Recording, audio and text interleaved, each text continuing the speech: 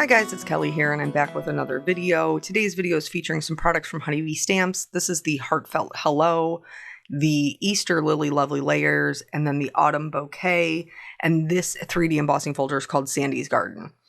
So before we get too far into the video, I do want to mention Honeybee is having a end of summer blowout sale. There's over 600 products on sale, including the things that I am using here today. But you guys, there's so much, like there are gems, which you guys know that I love. There's dies, stamps, stencils, 3D embossing folders. But in addition to that, because Honeybee carries other things besides just their own brand, their distress inks are on sale. The re-inkers, if you own distress inks already and you've just been waiting for a sale to get re-inkers, those are on sale. All of their like you guys know I love their gems and their pearls. Those are on sale. So it will be linked below if you're watching on YouTube, and that sale is going on through the Monday the 23rd at midnight. So yeah, just a really, really great sale. Okay, so now part of what led me to making this video is was it a couple of weeks ago? I guess it was. Time is slippery. So a couple of weeks ago, I made a card that actually did feature some Honeybee products, and it also included the Stamptember set that Honeybee did in conjunction with Simon Says Stamp. And I did two cards. They both featured pumpkins. They had the same, color scheme and things like that. And it was just like two ways to do an edge-to-edge background. The video was super popular, but I noticed on like my social media, my Instagram, my Facebook, and YouTube too, that everybody, like there were so many comments about like, oh, it's, stunning, it's beautiful. Well, they were good cards. Don't get me wrong. I'm not saying that I'm a poor card maker. I think that they were good cards. I think that they were pretty cards. But what made them so eye-catching? And I think the answer to that is the color combination. So we're going to talk a lot about that. So here in just a minute, after we talk about the ink blending that we're doing here, you're going to see those cards pop up so that you can see which ones I'm talking about. I'll also link that video at the end in case you're interested in seeing it. But basically what I'm doing here is I am creating my own kind of colored cardstock. I am doing it more like a halo so that it's lighter in the center. But it's like a teal-ish blue. I'm using Salty Ocean, Mermaid Lagoon, Uncharted Mariner, which is really like the star of the show. He's the quarterback of this team, if you will. And then some black soot. The reason I throw in the black soot is because there they are. Those are the cards. So you can see it's the same color scheme that we are going to be using today to create this card. And so I add in the black soot because it creates the drama. It brings in contrast. And now, obviously, I've sped up my ink blending quite a bit. I do my ink blending twice, so from lightest to darkest and then darkest back into the lightest color.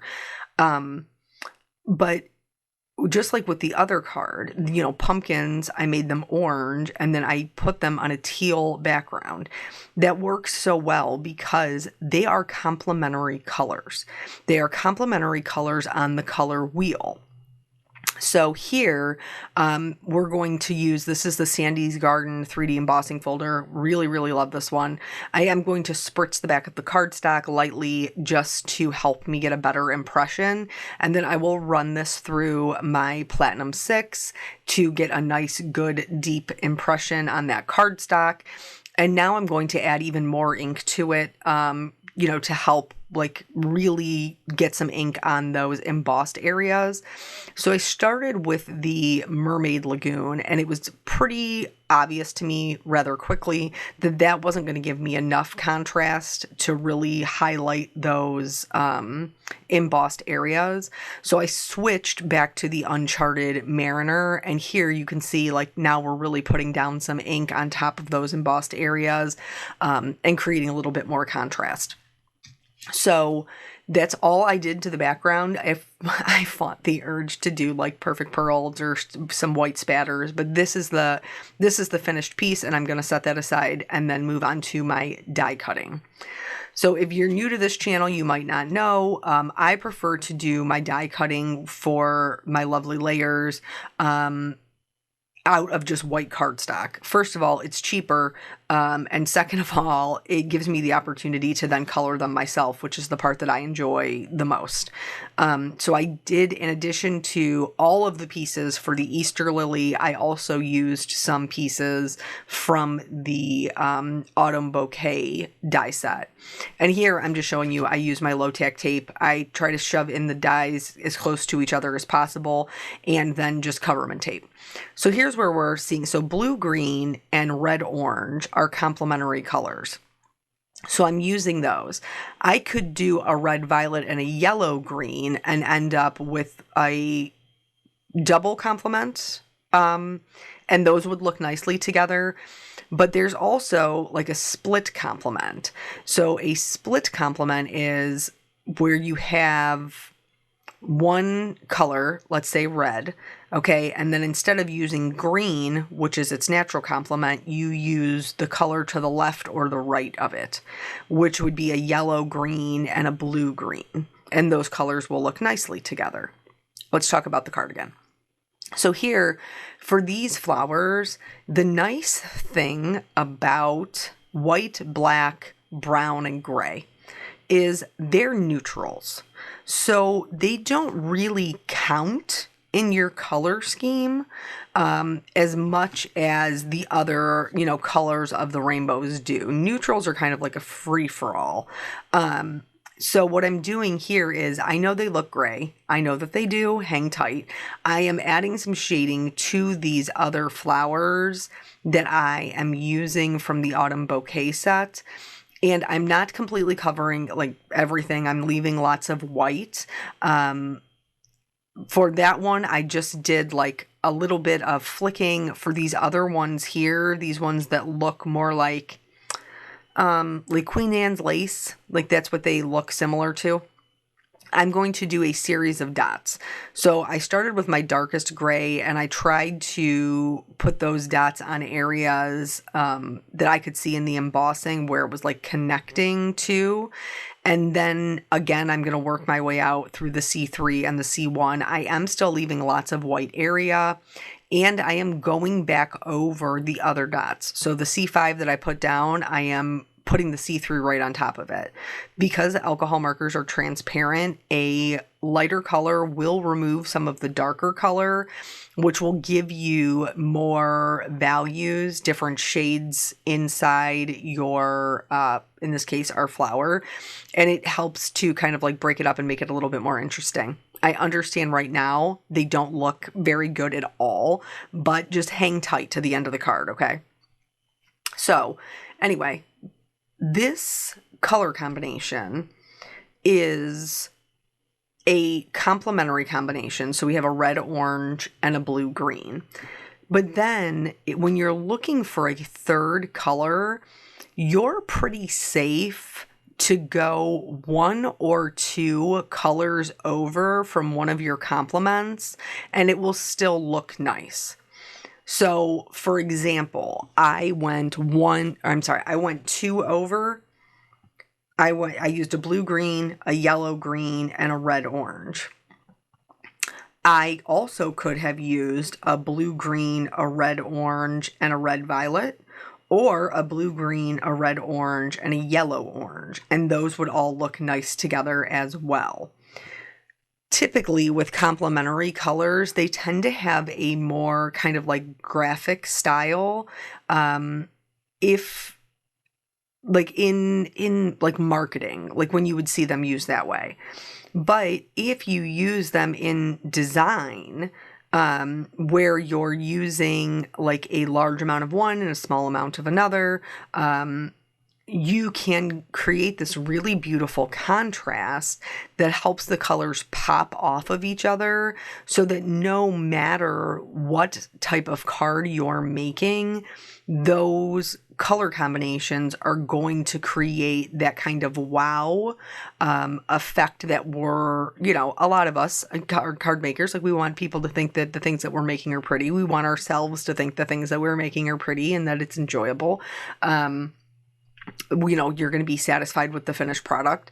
So using complementary colors is a great way to accomplish that. I did a card recently that was it's not a similar color combination. It involved a yellow green, but I did the poinsettias. It was also a honeybee. It was also a honeybee card. I use a lot of honeybee. Man, I love them. So I used a yellow green with a red, and then the other color that I used was blue. So those worked really nicely because green and red are complementary colors, and then again that blue is just two shades over. So that's a pretty good formula for having a just that, creating that really good contrast and that pop of color that will really have your recipient being like, wow, this is stunning. This is, this really is eye-catching. And sometimes, you want something that's a little bit more subtle, but if you're like me and you like bright colors, like, I'm here for the drama, not in my life, only in my card making. Unless it's your drama and you want to tell me about it, then I'll get the popcorn and be happy to listen. So here I did color them green. There were some areas that I didn't quite go high enough with my dark green.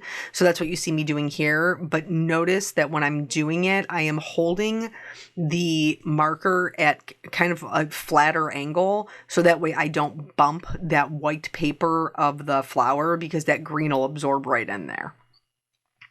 You can also use other colors to help just slightly change your original color. So like here, I used a G29, which is darker, but I used it to create my darkest color. So that way I would have just a little bit of a difference between the flowers that we just colored and the leaves that I intend to put behind them.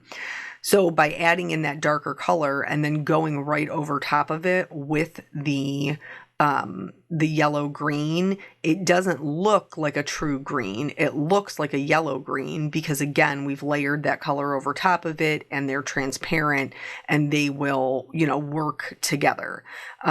So these will just be slightly darker than the other stems, but since when I put it together, the stems will be on top. It's totally fine.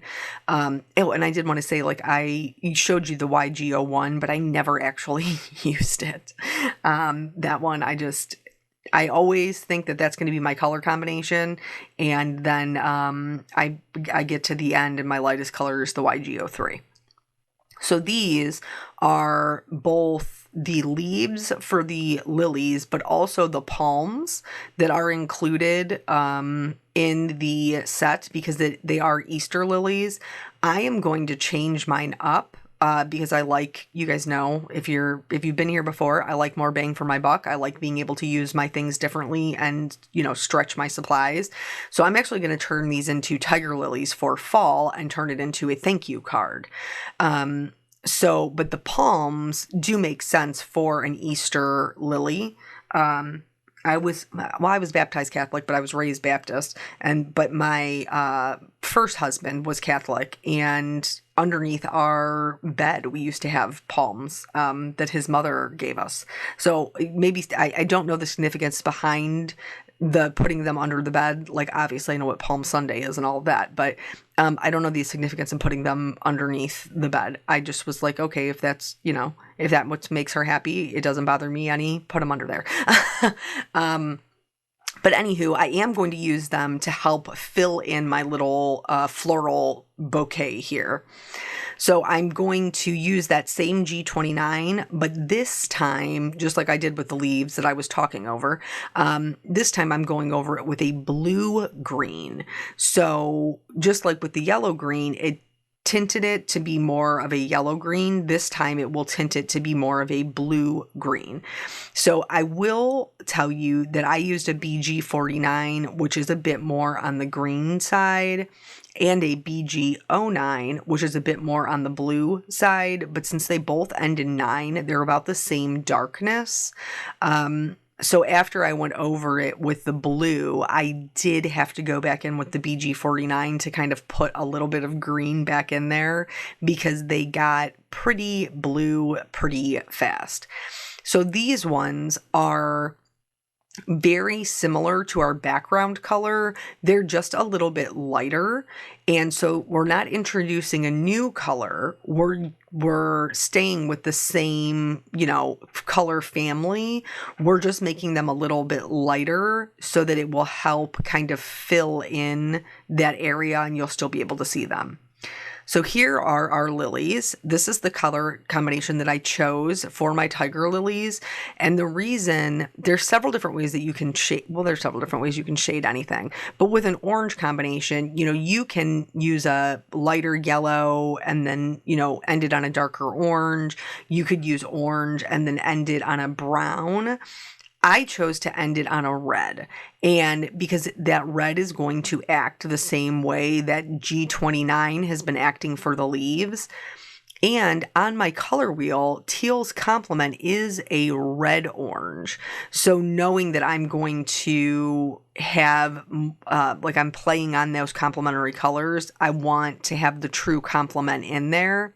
It's not going to look red when it's done, but it will lean more red versus leaning more brown or more yellow. So the way that I always do my lovely layers, this Easter lily is so easy to put together. I like to lay mine out, which you saw me do, and then I mark where my shadows will go. Then that way I can separate them and I can just do the coloring as I normally would. That piece that sits in front is the lily bending out. So that is not going to be as dark as the other pieces, where the base piece, the one on the left-hand side over there, is definitely going to be darker because it's kind of pushed back behind everything else. So I do this coloring the same way I would do a stamped image. I start with my darkest color and then work my way out to my lightest. And again, you do want to leave some of that white area for your lightest color, in addition to filling in any little highlight areas with my lightest color. I also used it to go around the edges. And this is just to make sure that when we're gluing everything together, there's no white glaring edges that are sticking out. They're all, colored in orange. So the center of the lily, I looked on the, what is that called? The layering guide. I looked on the layering guide, and if you have any of the Lovely Layers, or you're new to the Lovely Layers series, Honeybee has layering guide. So if you go to their website and find that product, there is a link that will open a PDF to where you can just look at it on the computer screen, or you can print it out and keep it with your set. So that way you know how the layers are supposed to go together. So I do bring those up on my computer screen because I have an L desk. So I work on one side and I have my computer on the other. So that way I just leave them up on the screen so I can figure out where I want to add my shading. For this top piece here, this is actually all the stamen, like the tippy top of the stamen with all the pollen on it. So I am doing that shading just a little bit darker than the base of the stamen, because, with lilies, they're really long. So before I start putting them together, I am going to add my little freckles, my little tiger spots, that's going to make them look like a tiger lily. I chose to do mine with a Copic marker, but if you're too nervous to do that, you can absolutely just do it with a black pen. That would be fine, and we wouldn't have to worry about putting down too big of a blob. If you put too much pressure on the pen or on the marker, a pen would definitely work as well. And then I, just like with the flowers, I concentrated them more, in the center, and then kind of dispersed them out a little bit further as they moved up the petal. And then from there, I'm able to just, go in and start building it. I find if it is big enough for me to hold in my hand, that is how I prefer to line everything up. So I will use my tweezers for the smaller parts. Tweezers and lovely layers go hand in hand. I used to think I didn't need tweezers, but I definitely do. Speaking of tweezers, they're also part of that sale. Their tweezers are part of that sale. But anyway, so I like to put them on there with the smaller pieces with the tweezers. But if it's in something like the full flower that I can hold in my hands and kind of scooch everything around, that is how I prefer to layer them. Once I got this together, I realized I didn't have quite enough contrast. So I did again go back in and then just hold the marker, at a more like a flatter, more parallel to my work surface edge. So that way I didn't bump any of the areas with that darker marker. This is the kind of like the bud or side view of the lily. And I did the same thing. I laid out the layers and then marked with my lightest color because, when you're marking it, there's no way not to get the color on the piece that's on top of it. So it's best to do that with a lighter color. And then I can go in again, starting with that red and then just working my way out. The trick to using those other colors though, like that darker green, this red, is that you do have to completely cover them with your main color. So with the greens, I had to cover it completely with a yellow green or cover it completely with a blue green. With the red here, I have to cover it completely with the orange, or it's still going to read red instead of red-orange, which is the look at least I'm going for. So these ones, again, like there's only just the 3 layers. They come together really quickly. And then I did the edges, just the same as the other one. So that way when I, put it together, there's no white edges showing. Since this is a side view, I was not doing any of the little speckles on the back portion because they wouldn't be that high up on the petal. So I went ahead and glued that layer down. Now I will add the, little speckles to this petal that we can actually see. And for the top piece, I added the speckles as well, but only on the inside edges because this is a side view. So we're not seeing the full petal and we wouldn't have them all the way out to the edge. I did see right there, and I was that part where I was like kind of poking it with the tweezers. I was just trying to make sure it wasn't glue, but I didn't go down far enough with my shadow. So I just fixed that, went right over it with the red and then the orange, and then we were good to go. So now here I've kind of, I'm assembled everything to get the look that I want. Again, those white neutrals, that's adding, a little pop of brightness, but it's not competing with our color scheme and the complementary colors. And then, that one that's 2 doors down, he's a good neighbor, that yellow green. I did cut these apart so that I would have a little bit more control over where the flowers were. They are not the same flowers, but they are colored in the same color, so they work just fine in this bouquet. So once I have everything where I want it, this is not necessarily the best way to do it, but I bought new press and seal, but it's just not here yet. Well, now as I do this voiceover, it is here, but when I was making this card, it was not. Just to be completely transparent. So what I did was I took the largest flower, which is the one that sits on top. I put my glue behind it, and then I smushed it down to try to pick up as many of the die cuts as I could at one time. Then to pick up the rest of them, I will do the same thing. Here I'm just trimming off a little bit of stem that's sticking through where I don't want it. So I just trimmed it so it was behind the flower. And then I'll add more glue. I will then put that down to pick up the extra leaf, bud, and palms. Sometimes I have to do this 2 or 3 times, but eventually I will get to a place where I have the whole floral arrangement at least somewhat stuck together. and then I can add my adhesive and go ahead and adhere it down. If you have multiple layers like I do here, please feel free to put like a heavy book on top of them or a paperweight. I stack up a couple of my Misties and put them on top there to just let it dry, because there are so many layers of paper, it can be very difficult to get them smushed down enough so that there's contact. Before I add any weight to it, I do double check to see if I need to put glue anywhere else. So I just kind of start at one end of the card, and then I check, with my thumb to make sure if anything is lifting up. If it's secure, I leave it alone. If it's not, I add just a little bit more glue. So for my sentiment, I could have created a similar color to, like, I could have recreated the background because we made it with distress inks. But I had one that was close enough to the actual leaves. It's not as dark as the background, but it's sufficient. This is the Adriatic from Hero Arts.